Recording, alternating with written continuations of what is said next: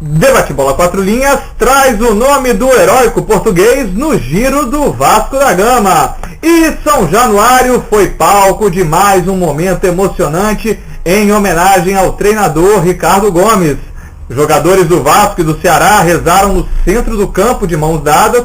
A torcida vascaína trocou os cânticos pelo Pai Nosso. E quando a bola rolou, o time Cruz Maltino conseguiu a vitória por 3-1. 2 gols de Elton e 1 de Éder Luiz.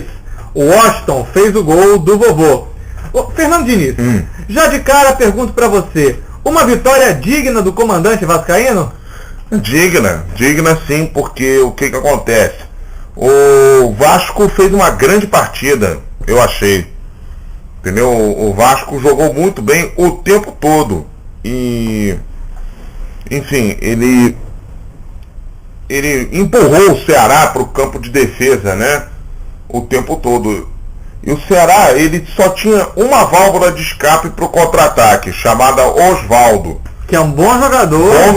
Bom jogador, sim. Já deu muito trabalho para várias zagas aqui no Brasileirão. Só que tem que o Osvaldo, no caso do jogo de quarta-feira, não foi tão bem assim. Não é verdade. Entendeu? E aí, essa válvula de escape praticamente sumiu, né? E isso facilitou um pouco o trabalho da defesa do Vasco. Que, aliás, apesar dos pesares, não foi tão mal assim, não. Está aos pouquinhos se ajeitando, né? Na base do entrosamento, o Dedé e o Renato Silva. Agora você está falando que o Vasco tomou iniciativa, mas o que deu para ver também é o Vasco se perdendo nos próprios erros no início. Muito erro de passe, muita afobação, o Éder Luiz afobadíssimo, ele costurando demais as jogadas. Por que você acha que está acontecendo isso com o Éder? Porque essa ansiedade tão grande, eu estou vendo principalmente no Éder Luiz. O Éder, cara, ele vem de uma má fase longa, né? Sim. Uma fase essa que já deve se dissipar um pouco com o gol que ele fez. É verdade. Entendeu? Então, isso é típico do jogador que quer acertar, mas não consegue. Entendeu? Típico disso, é normal. Entendeu? E o Éder Luiz, ele sempre foi um jogador assim, né? De se atropelar com a bola, né? Se confundir. De tentar confundir uma perna com a outra. De tentar costurar demais jogadas. Isso. Teve um dos lances que a gente teve nesse jogo foi um lance que ele driblou todo mundo, aí na hora de chutar, ele chutou, o Diego, goleiro do Ceará, espalmou, na volta o Alexandre perdeu o gol também, por defesa do Diego, mas deu para perceber muito assim, na hora que ele estava de frente pro gol, ele preferiu driblar mais um. Acho um pouco de não sei se é preciosismo a palavra, mas um pouco de assim, não saber o que fazer. Essa é uma característica dele, desde os tempos lá do Atlético Mineiro. Ele, em determinados jogos, ele não sabe o que fazer com a bola, entendeu? A gente já ouviu muito falarem também que jogador que quer costurar, jogador costureiro, seria um pouco assim, ele quer costurar demais a jogada? Talvez. No primeiro tempo teve uma bola na trave do próprio Éder, uma cabeçada do Alexandre que o Diego defendeu, e por aí vai. E o que chamou muita atenção também, principalmente no início do jogo, é como o Éder, que é de cair pelas pontas, ele tentando jogar muito pelo meio. Exatamente, derivando muito pelo meio. Por que isso? Não sei porque o time do Ceará, ele teve um mérito no jogo, né? Principalmente no primeiro tempo. Ele marcou bem o time do Vasco, né? Bastante. Marcou bem. Bastante. O lateral normalmente a marcação dos times adversários é muito forte no meio campo. Mas nas laterais não. Agora no primeiro tempo... Aliás, você me lembrou bem de uma outra coisa. Sim. O Ceará tinha uma outra boa válvula de escape, a lateral esquerda. Com o Eusébio. O Vicente. O Eusébio é volante. Eu confundi. O Vicente, bom jogador. Bom jogador também. Esse Eusébio também é bom jogador. Mas o Vicente era uma boa válvula de escape também. Já que você citou o lateral do Ceará, o que você achou das atuações dos laterais do Vasco? O Alan e o Márcio Careca, que substituíram respectivamente o Fagner, e o Gilmar, que está improvisado por enquanto o Julinho está machucado. Olha só, o Alan achei muito tímido, demorou demais a partir para o ataque, e o Márcio Careca está me surpreendendo. Aos pouquinhos ele vai melhorando, entendeu? Pelo lado esquerdo, está me surpreendendo. Parece que a sombra do Julinho vai fazendo efeito nele, efeito positivo nele. O Márcio Careca, inclusive, que se emocionou muito ontem numa coletiva de imprensa. Chorou, né? Chegou a chorar, porque realmente ele foi muito questionado pela torcida do Vasco. Aliás, com boa dose de razão. Exatamente. Com uma boa dose de razão, mas ele se recuperou, foi muito valorizado nessa partida contra o Ceará. Exatamente. E, em compensação, eu achei no primeiro tempo o meio de campo do Vasco meio perdido ofensivamente. Uhum. Por que aconteceu isso? Porque, assim, alguns jogadores do meio de campo não tiveram boas atuações, né? Até o próprio Juninho, o Diego Souza também não foi muito bem. Sabe qual foi a sensação que eu tive? O Juninho, ele estava jogando por dois, porque o Diego Souza estava praticamente como terceiro atacante. E aí ele se perdia na marcação no meio de campo, não aparecia. Aí o Juninho tinha que jogar por dois. Essa foi a impressão que eu tive. O que você acha? Foi isso mesmo? Pode ser. Porque o Diego Souza, jogando como terceiro atacante, ele não recuava, né? Pro meio campo, para ajudar o Juninho. E aí o Juninho teve que se deslocar mais do que ele teria, né? Normalmente. Então ele realmente não teve uma atuação tão segura, tão boa, né? Quanto normalmente ele teria, né? E o Diego estava aceitando demais a marcação do Ceará. Esse é um defeito dele em alguns jogos. Ele aceita demais a marcação. Em alguns jogos, em outros não. E aí no segundo tempo, deu para ver visivelmente cansado, o Juninho foi substituído, entrou o Felipe Bastos. Que aí melhorou bastante o time. Por que você acha que melhorou tanto? Porque o Felipe Bastos, ele deu uma consistência legal ao meio campo, entendeu? E aí liberou mesmo o Diego Souza para criar, né? Na verdade, o Diego Souza, na verdade, não estava tão bem assim, né? Mas estava mais do que liberado para criar as jogadas, né? Exatamente. E como entrou o Elton depois no lugar do Alexandro, né? O Alexandro sentiu um problema na perna. Exatamente. Como entrou o Elton, aí o Vasco ganhou uma jogada importante, que é a jogada aérea, né?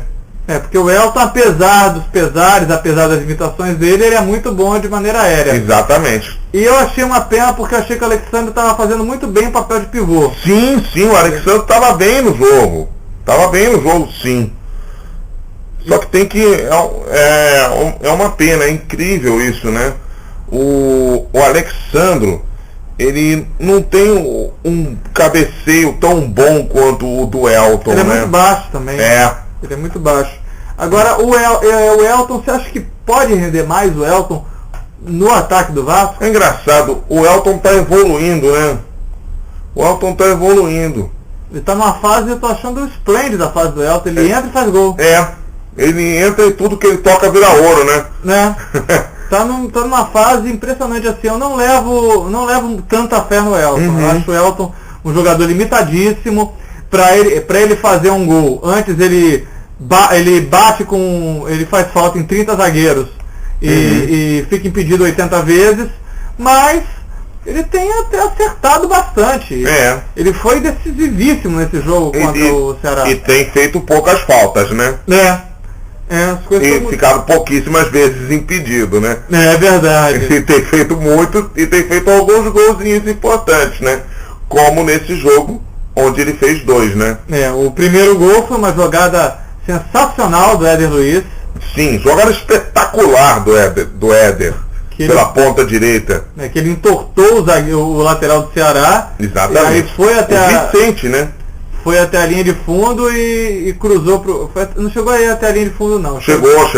Foi até a linha de fundo e cruzou pro Elton só desviar de bico. Exatamente.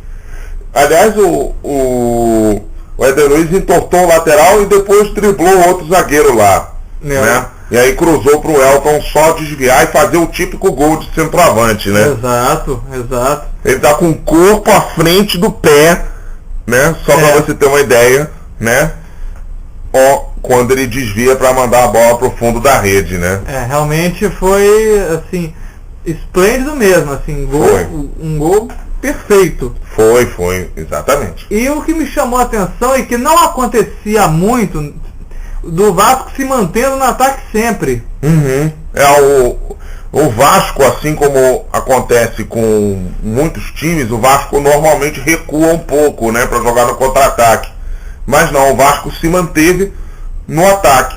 Até porque ele viu que o time do Ceará não reagiu muito bem ao gol, né? Sentiu, acusou muito golpe. Aliás, o time do Ceará parece que ele estava querendo perder aquele jogo, né? Mas não, eu tô falando sério mesmo. Você sabe por quê? Porque tem todo aquele clima de Ricardo Gomes, né? Da internação dele, né? Tal.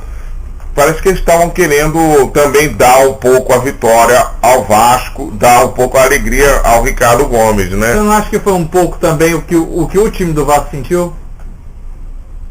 Queria dar a vitória para o Ricardo Gomes, vamos tentar fazer, vamos continuar jogando? Pelo menos esse era o discurso dos jogadores, né? Deu para perceber muito isso no início, durante toda semana, desde domingo o discurso era ganhar, desde segunda-feira o discurso ganhar do Ceará para dar a vitória para o Ricardo. Se bem que às vezes a distância entre discurso do jogador e realidade é muito grande, né? Mas realmente eu acredito sim. Agora, a gente falou do Diego Souza sumido, só que aí ele resolveu aparecer e na única vez que ele apareceu de fato, ele foi bem decisivo. Ele começou a jogada no próprio campo do Vasco, lançou o Márcio Careca, que não chegou nem a conhecer a bandeirinha de córner, mas foi suficiente para ele encontrar o Éder Luiz do outro lado e o Éder Luiz colocar a bola para o fundo da rede. E curioso foi o seguinte, né? Que o cruzamento foi de primeira e a finalização do Éder Luiz também, né? De primeira. Você achou que foi... Na verdade, o Márcio Careca talvez tenha olhado a bandeirinha de escanteio e a bandeirinha de escanteio tenha repelido o Márcio Careca. Que maldade. Você acha que o Éder estava impedido? Não, ele estava na mesma linha da bola. É muito difícil mesmo o lance, porque é o seguinte, né, para você torcedor. Quando o jogador está à frente dos zagueiros, ele tem que estar atrás ou na mesma linha da bola. Sim. E o lance é muito difícil mesmo. Mas o Éder Luiz estava na mesma linha da bola. Mas você não achou que antes um pouquinho ele estava muito à frente? Não, né? Não, estava na mesma linha.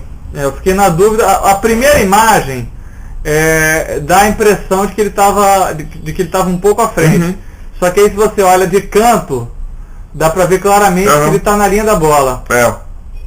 E agora, pra destoar, vamos ao gol cearense, com todo o mérito ao Washington que fez o gol.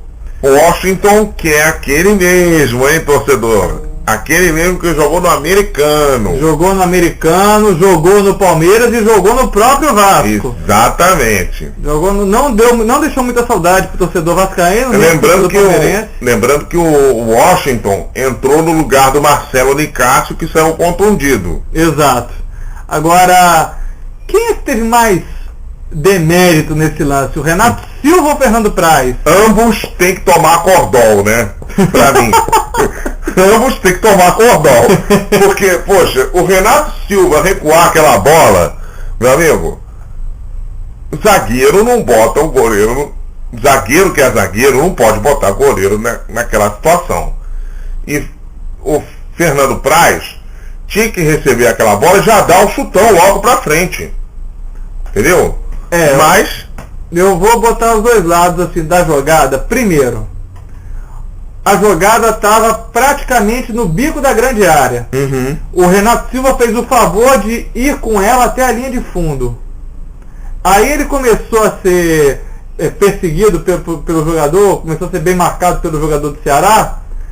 Ele resolveu tocar pro Fernando Praz. Uhum. O Fernando Praz, toda pessoa que acompanha futebol, que acompanha Campeonato Carioca, Campeonato Brasileiro, sabe que ele não tem bom domínio de bola com os pés. Ele é tenebroso. Não, você tá sendo suave, Diniz. Educado. Ele é tenebroso com os pés. Ele não tem vocação nenhuma com os pés. E aí, ele pressionou. Aí quando ele foi ver, ele foi querer jogar com uma das pernas, jogar para uma perna melhor dele, que ele poderia. Que é a direita, né? Que é a direita. Já estavam dois em cima dele. Aí foi se eu não me engano, o Oswaldo conseguiu roubar a bola, que sobrou para o Washington. O Dedé até tentou tirar, mas a bola acabou desviando nele, indo para dentro do gol. E aí fez o gol que poderia colocar o Ceará no jogo. Mas aí o Vasco tem um atacante chamado Elton, que logo no lance seguinte resolveu o jogo para ele. Resolveu o jogo num gol praticamente igual ao primeiro gol dele. Exatamente. Foi uma jogada com o Felipe Bastos, que foi bem, jogou muito bem, entrou muito bem a partida. Entrou muito bem, sim. O Felipe Bastos bateu, né? A bola desviou em alguém. Bola desviou no próprio Elton. Não, sim. Claro. Foi a jogada do Alan, né? Foi a jogada do Alan. Ele chutou, a bola bateu no Felipe Bastos, aí sim. Ele chuta, a bola bate no Elton e entra, né? Exato, e fez o terceiro gol do time vascaíno. Exatamente. Do lado do Vozão, destaque além do destaque que você citou, do Vicente e do Oswaldo, eu também colocaria o Diego. O Diego realmente foi bem, né? Ele fez umas duas defesas difíceis ao longo do jogo, né? Para evitar que o Vasco goleasse, né? Porque o Vasco criou chances suficientes para golear o Ceará. Embora eu acho que, principalmente no primeiro tempo, o Ceará estava fazendo uma partida muito equilibrada. Eu acho que nos primeiros 15 minutos, sim. Depois, o Vasco começou aos pouquinhos a tomar conta do jogo. Entendeu? Aos pouquinhos, o Vasco começou a tomar conta do jogo. E no segundo tempo, então... Foi melhor. O Vasco foi muito superior. Falando do Vasco, o que esperar do jogo contra o América em Minas Gerais? Jogo duríssimo, duríssimo mesmo. O Coelho vai querer dar os saltinhos dele, né, pra cima do Vasco. Tem alguns jogadores importantes, como o Rodriguinho. Sim. Tem o Marcos Rocha, o lateral direito. Excelente lateral. Exatamente. E, além disso, o Vasco tá sem o Dedé, né, o zagueiro que foi pra seleção. Tá sem o Anderson Martins vendido. Quer dizer, vai ser complicado o jogo lá. Pra dupla... E isso que você citou, o Rodriguinho e o Alessandro, dois atacantes muito rápidos. Para a dupla de zaga, você acha que quem poderia ser? Eu acredito que o Renato Silva seja titular absoluto no momento, porque ele está fazendo a dupla com o Dedé. Exatamente. Depois que o Anderson Martins foi embora. Eu acho que o Renato Silva foi contratado exatamente para isso, né? Na impossibilidade de contar com um dos dois, ou com o Dedé ou com o Anderson Martins, para que ele entre, né? No banco de reservas do Vasco já estava o Douglas, que já está há algum tempo voltando de lesão, e o Vitor Ramos, que é o jogador que veio do futebol belga e que tem entrado às vezes. O Vasco até tinha arriscado em algumas partidas jogar com 3 zagueiros. Quem você acha que é a melhor opção para substituir o Dedé? Olha, tecnicamente eu acho que o Douglas, né? Sim. Tecnicamente eu acho que o Douglas, mas assim, em termos de ritmo de jogo, hoje em dia o Vitor Ramos. O Vitor Ramos, o problema dele é que ele só entra para levar cartão amarelo. Exatamente. Por que também? Porque o Vitor Ramos só entra no final do jogo. Só entra no final do jogo e para fazer falta perto da área. Inclusive uma delas virou gol, o gol do Vasco, o gol que o Palmeiras fez, o último gol na vitória por 3-1, jogo pela Copa Sul-Americana. Em vitória por 3-1, que acabou não valendo de nada, porque o Vasco tinha feito 2-0 aqui. Também tem o Alexandro, que está machucado, também não joga no ataque. Deve ser o Elton o titular. Esse desfalque, infelizmente, não é tanto problema, porque os gols que o Alexandro não vem fazendo, o Elton vem fazendo, né? E curioso, o Elton, que é reserva, é o artilheiro do Vasco. Ao lado do Bernardo, que também é reserva. Os dois têm 6 gols, né? Isso. Pois é, né, rapaz? Curioso isso, né? E o time do Vasco titular é tão bom, né, que você não dá pra você, que, assim, até essa condição de centroavante, você até discute um pouco quem deveria ser, quem não deveria ser e tal. Mas o resto do time você não dá pra discutir, né? O Felipe continua sem poder jogar, a princípio. Porque operou, né? E o Juninho talvez não jogue também. Por quê? Por conta de lesão. Ele saiu sentindo um mal-estar, um desgaste. Talvez seja poupado para a partida contra o América Mineiro. Vai ser porque realmente vai ser um jogo para quem tá ali 100% fisicamente, né? Bernardo e Diego Souza juntos? Olha, Bernardo hoje em dia ainda não é o ideal, né, para você começar jogando. Eu colocaria, né, Felipe Bastos. Que deu uma consistência boa, ele entrou muito bem contra o Ceará. Exatamente. Ele tinha voltado também de lesão e voltou com tudo. Exatamente, até porque o time do América Mineiro é perigoso, né? Apesar de ser lanterna, tal, é perigoso o time do América. O Ricardo Gomes, a gente teve uma notícia excelente, que o Ricardo Gomes, segundo os médicos, ele sorriu quando soube que o Vasco tinha vencido o Ceará por 3-1. Exatamente, que notícia, né? Notícia bacana. Aliás, é muito legal isso que o mundo do futebol está fazendo pelo Ricardo Gomes, né? Orações, né? Desejos de recuperação, muita gente indo visitá-lo. Muito legal que o mundo do futebol tem feito pelo Ricardo Gomes. Agora por isso que vale a pena ser uma pessoa boa, né? Honesta, de boa conduta. Nem um pouco arrogante, como a gente vê muitos treinadores, muitos jogadores assim.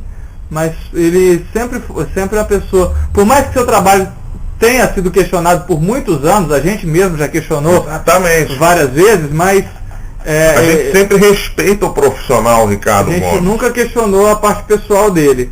Agora, com relação ao Ricardo, o Rica Perrone, jornalista do Globoesporte.com, afirmou o seguinte: Fernando Diniz, é uma polêmica que eu quero mandar para você. O Vasco briga por algo grandioso e, tendo feito todo o seu papel na ajuda ao Ricardo e no amparo à família, pode voltar para casa tranquilo, sabendo que ele está vivo e se recuperando, mas que é preciso continuar. E continuar para o Vasco hoje é buscar um treinador, pois ele não tem. Ano que vem tem Libertadores, dirão os colonizados brasileiros. Mas não, ano que vem porcaria nenhuma. O Vasco é hoje candidato real e forte ao título brasileiro de 2011. O Ricardo Gomes não deve voltar ao cargo nem à profissão, por bom senso de todas as partes e especialmente por zelo à sua saúde. Olha só, eu até concordo com o Rica Perrone em algumas coisas, né? Que o Vasco precisa de um treinador, sim, porque realmente o Ricardo Gomes não deve voltar tão cedo ao trabalho. A princípio, nesse ano ainda não. Não, nesse ano com certeza o Ricardo Gomes não deve voltar, né? Bom, mas daí a ele afirmar que o Ricardo Gomes não vai voltar, ele está errado, porque os próprios médicos já estavam falando que o Ricardo Gomes poderia voltar de repente. O que você acha disso aí, de colocar um treinador para ser até o Ricardo Gomes se recuperar? Isso me lembra o São Paulo com aquele técnico interino, Sérgio Baresi. Isso me lembra também um pouco o Mário Sérgio no Internacional. Exato, eu acho isso. Lembra? Eu acho isso patético. Eu também acho, sabia? Isso me lembra também um pouco o Anderson Moreira no Fluminense. Também, que ficou na expectativa do Abel. Eu não sei, eu acho que tem que partir da iniciativa do Ricardo. O Ricardo Gomes chegar: olha, eu não aguento mais, minha família pediu para eu não fazer isso, Eu, se fosse familiar do Ricardo, sinceramente, eu ia falar, pai, sai do futebol pelo menos por enquanto. Exatamente, fica uns 2, 3 anos afastado, se recupera, entendeu, desse AVC, que AVC é uma doença complicada, né, muito complicada para se recuperar. Mas eu acho que essa urgência, eu acredito que todo o time do Vasco está bem unido pelo Ricardo Gomes e pelo Cristóvão. Que mostrou algumas qualidades na partida. Sim, ele fez algumas coisas, algumas alterações interessantes, né? Como essa do Julinho sair, botar o Felipe Bastos, né? E também... Ele era auxiliar, né, do Ricardo Gomes. Auxiliar do Ricardo já há algum tempo. Então, ele conhece o time. Entendeu? Ele conhece o time. De repente, quem sabe efetivar o Cristóvão como treinador? Por enquanto, eu manteria o Cristóvão. Então, vamos ver como é que vão ser os resultados do Cristóvão. Porque pro Vasco ganhar o campeonato, ficar entre os 4, ganhar o campeonato é pelo título sim, agora ficar entre os 4 pro Vasco não faz diferença. Exatamente. O Vasco já está na Libertadores. Na Libertadores. A diferença pro Vasco seria o título ou brigar para não cair. Brigar para não cair, por enquanto o Vasco não está brigando. E nem vai brigar, na minha opinião. Vamos ver. Nem vai brigar. Mas eu acho que ficar nessa pressão de ver quem é treinador e de ver cavando o treinador, inclusive você falou, né, Diniz? Exatamente. Falou 20 pessoas ligando. No giro geral, 20 pessoas ligaram se oferecendo para treinar o Vasco. Exatamente. Pô, é um absurdo isso, um absurdo. Que ironia, né? O Vasco, que tinha perdido 4 seguidas, as suas primeiras 4 partidas consecutivamente no início do ano, tentava desesperadamente algum treinador. Ninguém queria. Eu acredito que... O que quis agora tá doente, né? Foi duramente criticado na época. Foi. Porque quis, né? E agora... E outra coisa... Pegou uma terra arrasada, como eu disse também. Arrasadíssimo o Vasco estava na época. Né? Transformou em campeão da Copa do Brasil. E agora tá aí. E outra coisa que também eu vi, inclusive, a gente viu inclusive em faixas em São Januário, uma das faixas falava: você confiou no Vasco quando ninguém confiava. Exatamente. E acho que nem os próprios torcedores confiavam na época no Vasco. Muitos torcedores com certeza desconfiavam do time. Com certeza. Eu acho que isso aí tem que partir da iniciativa do Ricardo Gomes. Tem que vir o Roberto Dinamite, o Rodrigo Caetano, podem até pensar, cogitar, mas tem que perguntar para o Ricardo. Ricardo, você acha que tem condições de continuar, de pegar o Vasco num campeonato brasileiro? Eu acho também que isso tem que partir, lógico que pode partir até do Ricardo Gomes, mas também tem que partir dos médicos. Claro. Entendeu? Claro. Os médicos é que vão dizer, você vai ter que ficar 2 anos. Tanto tempo afastado, entendeu? Aí o Ricardo Gomes, se ele tiver um pouco de bom senso, que ele tem, né? Ele é uma pessoa de bom senso. Ele vai ficar, eu vou ficar 2 anos afastado para poder me tratar, tal, não sei o quê. Exatamente. Efetivo o Cristóvão. De repente ele vai dizer isso, efetivo o Cristóvão. Isso aí vai depender também dos resultados. Sim. Mas de fato o Cristóvão conhece o elenco. Bom, com a vitória sobre o Ceará, o Vasco está momentaneamente na vice-liderança a 2 pontos do Corinthians. É verdade. O Vasco chegando, hein? O Vasco está chegando e olha, como eu falei, o Vasco vai brigar por esse título. Mostrou por esse jogo, né? Eu achei que o Vasco de repente pudesse sentir a falta do treinador, mas não sentiu não. O Vasco tá aí firme e forte, né? É verdade. O Giro Vascaíno vai ficando por aqui, mas nos acréscimos traz o recado final com Fernando Diniz. Bom, meu recado final vai aí para a torcida do Vasco, né? Que exemplo que a torcida deu, né, para as outras ao cantar aí o Pai Nosso, né? Ao rezar o Pai Nosso, né?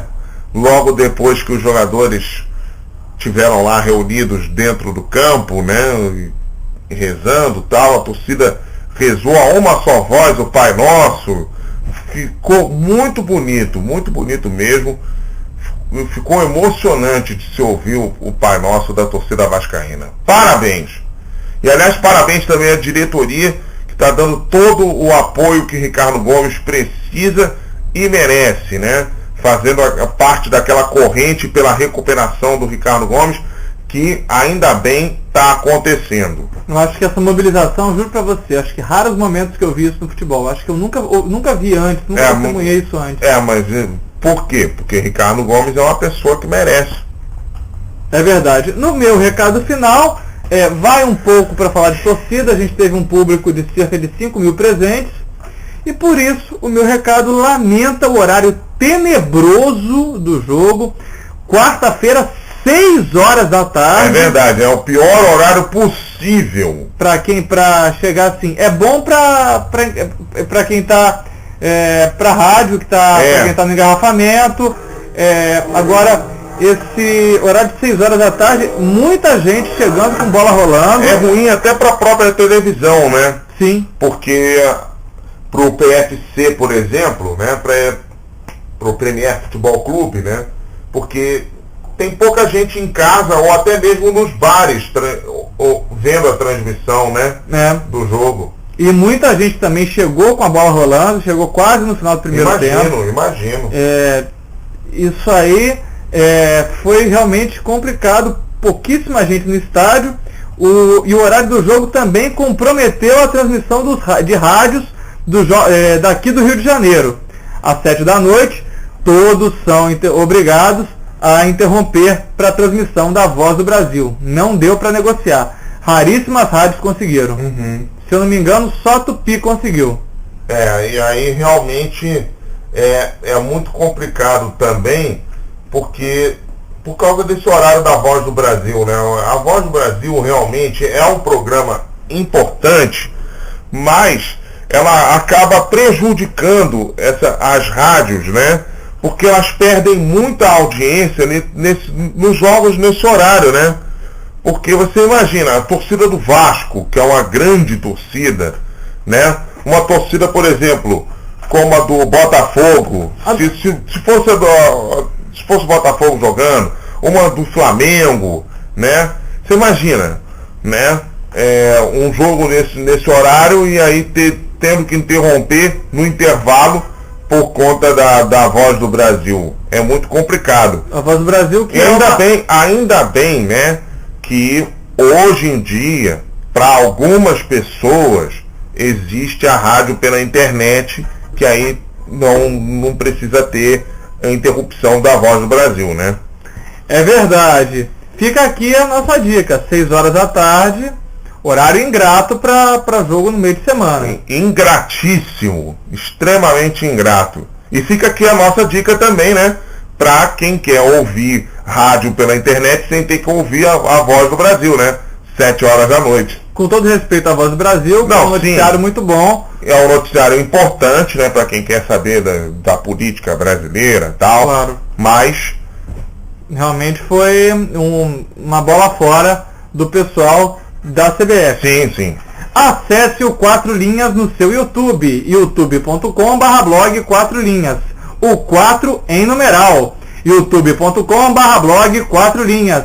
Ainda hoje, as vitórias do Botafogo, do Fluminense e a derrota do Flamengo, além do nosso giro geral, do nosso pontapé inicial, tudo isso no nosso blog, que você acessa com radio4linhas.blogspot.com. O 4 é por extenso, radio4linhas.blogspot.com. 4 Linhas, a comunicação está no ar.